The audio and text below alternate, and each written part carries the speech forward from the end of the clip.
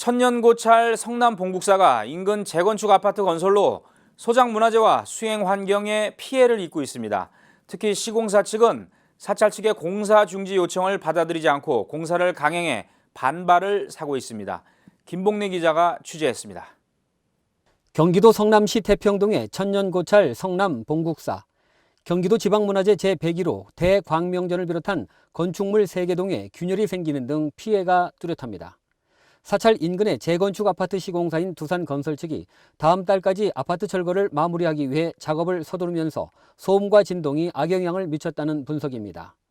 봉국사 주지 헤일 스님은 지난 4일 저녁 아파트 건설 현장에서 굉음과 함께 커다란 진동이 발생해 불안한 나머지 경내를 살펴보던 중 대광명전에 1m 이상의 금이 가 있는 것을 발견했다고 밝혔습니다.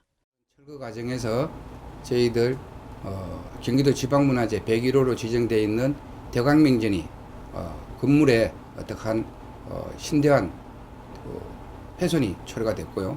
보통 이렇게 건물을 철거를 할 때는 조심하게 해야 되는데 굉장히 무리하게 철거하는 과정에서 사찰 측에 세계동 건물이 균열이 가고 지금 심대한 그러니까 어려운 점이 봉착하고 있습니다. 봉국사 측이 경기도청과 성남시청에 민원을 제기하고 법원에는 공사 중지 가처분 신청까지 냈지만 법원이 아직까지 심리 기일조차 잡지 않고 있는 가운데 벌어진 일입니다. 시공사 측은 지난 11일 현장 소장과 재건축 조합장이 더 이상 문화재 훼손이 없도록 하겠다고 약속하고도 바로 다음 날 무리한 공사를 진행해 무리를 빚고 있습니다.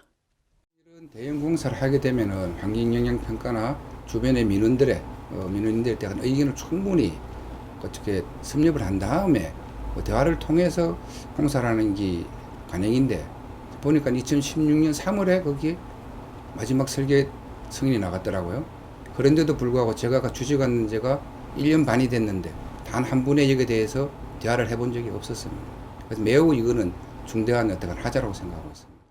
사태가 커지자 두산건설 측은 현장 소장 중심으로 대책 회의를 갖는 등 대책 마련에 부심하고 있습니다. 현장 사무소 측은 공사 중단 약속을 어기고 기습적으로 공사를 재개했다는 오해가 있는 것 같다면서 진정성을 보여드리기 위해 주말까지 공사를 중단하겠다고 밝혔습니다.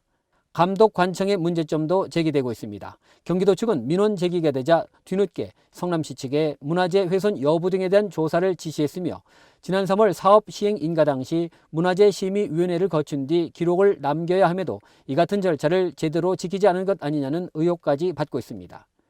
성남 봉국사는 대광명전 등 사찰 건축물의 국가지정문화재 성격을 위해 총무원 문화팀의 현장 실사 등 관련 절차를 진행하고 있어 공사로 인한 피해가 확실하게 드러날 경우 파장은 일파만파로 번질 것으로 보입니다.